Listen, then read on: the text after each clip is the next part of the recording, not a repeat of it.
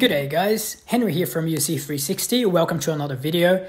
This video is about my InMotion V12 high torque. I've owned it for around 2.5 months, and as you would expect, I have come across things that I absolutely love about this wheel and some others that not so much. So in this video, I decided to give my personal take. It's not a sponsored video by any means. And whilst at it, also do a range test. So for the range test, guys, I'm gonna try to ride the wheel just like I normally do, going just as fast, going uphill, having fun with it, see what range I get from a true ride.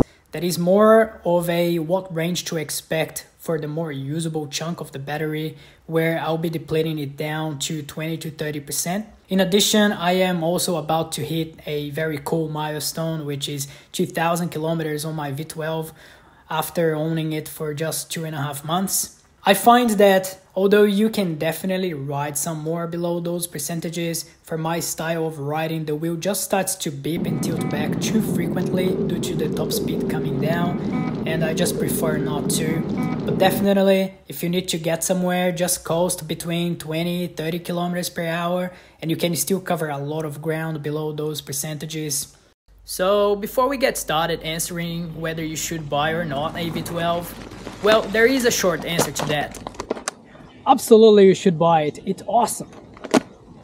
Let's start with what you first see out of the box. In my opinion, the V12 looks awesome. And as far as EUCs go, this guy is a lightweight at around 30 kilograms. It has a sturdy trolley handle that is comfortable to push by, and that with a little bit of practice can be deployed single-handedly. A small issue I experienced though is the handle is starting to wobble side to side, and it's due to these two screws underneath that tend to come loose every few days. It comes also fitted with a kickstand that is quite minimalistic in design. I like that, and does a pretty good job at keeping the wheel upright. I still have my V12 mostly stock, being the only exceptions the power pads, the brake light, and a few random stickers. I use the InMotion power pads and I can't really complain about them. Although less chunky than most alternatives, they do feel good once you get used to them.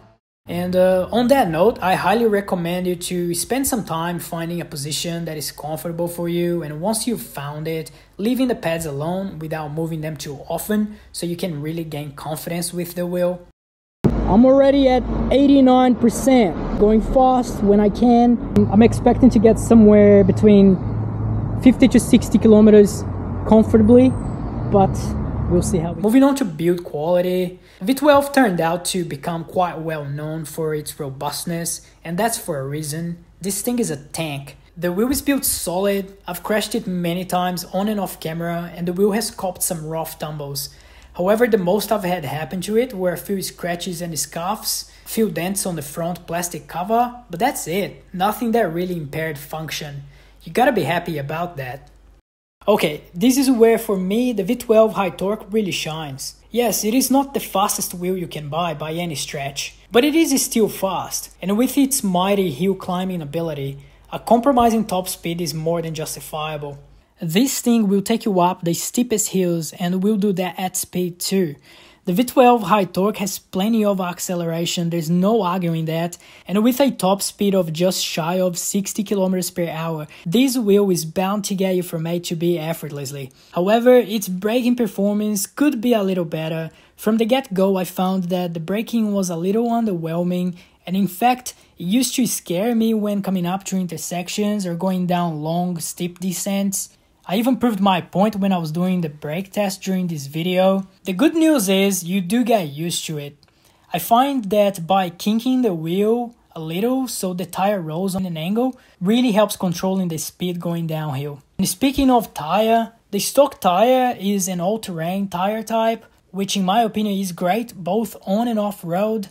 In addition, this tire has a quite hard sidewall, to the point that you can't almost notice if it is flat when the wheel is just resting against something or on its kickstand. That's a good feature I find that prevents too much sagging of the tire when off-road, as I personally like to keep the tire pressure at around 27 psi for added cushioning, and the V12 doesn't have a suspension. The range test is actually going surprisingly really well from what I actually expected. Currently at 66% battery and so far I've done 26 kilometers. And just like that, we're faced with the big elephant in the room, the suspension, or lack thereof. When I got my V12, I was set on a non-suspension wheel and deliberately got the V12 high torque for its appealing overall package offerings. But don't get me wrong, it would definitely be nice to have suspension sometimes. In fact, a lot of times. But the simplicity and maintenance-free nature of the V12, at least suspension-wise, really makes it for a compromise I couldn't just pass up. Plus, I was already used to keeping that slight bend in the knees from riding other non-suspension portable electric vehicles. To me, it is kinda like being able to drive a stick, but also jumping on an auto every now and then. I genuinely find the non-suspension ride more engaging. You gotta be on the ball, looking out for potholes, rocks sticking out, roots, and anything else that if you hit before you see it, could propel you upwards and end up badly. So to prevent that, you kinda have to ride in a semi-squatted position. Weird or not, it might just save you a stack. And yes, suspension likely would have saved me most of my stacks. I will eventually get a suspension wheel. When? I don't know, maybe the new adventure. But one thing I am certain about, I'm absolutely keeping my V12 regardless of what I get next. The lights on the V12 are, for the most part, pretty decent. The front light is truly bright, being easily able to illuminate the path ahead with no issues. The brake light, though, is rather on the dim side, and that's not solely to do with the LEDs themselves, but with the back plastic casing, which is in a dark smoke color instead of being clear. So to mitigate that, I added an aftermarket brake light. I just drilled 2 small holes on the plastic casing and screwed the light bracket on. This light has a solid stop light, which turned out to be a bonus for extra visibility when slowing down.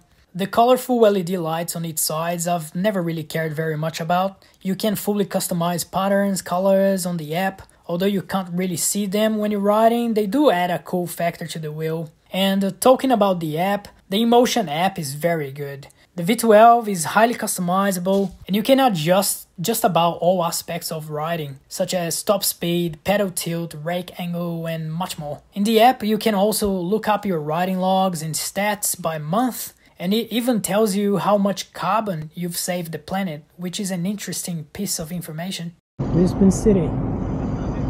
Incredible, isn't it? The Olympic City, 2032. But back to the range test stop.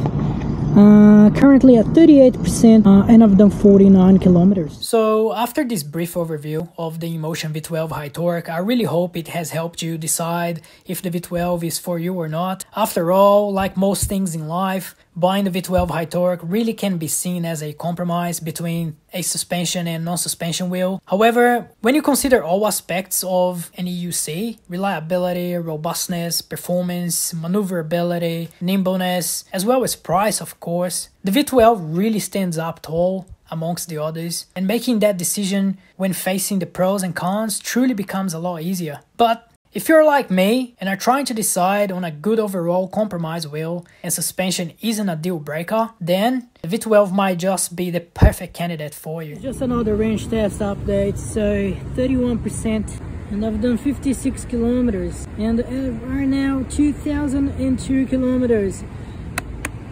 Happy 2000 Ks, absolutely amazing. And this is what the wheel was like riding it below 30%.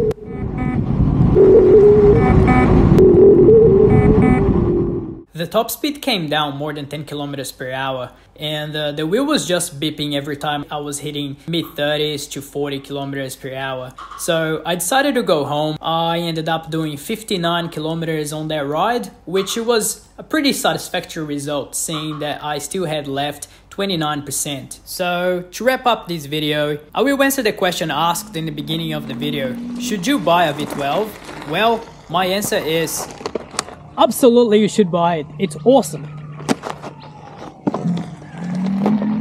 And that's it for this video, guys. I really hope you enjoyed it as much as I enjoyed making it. Please do like and subscribe, and I'll catch you guys in the next one. Big cheers and ride on!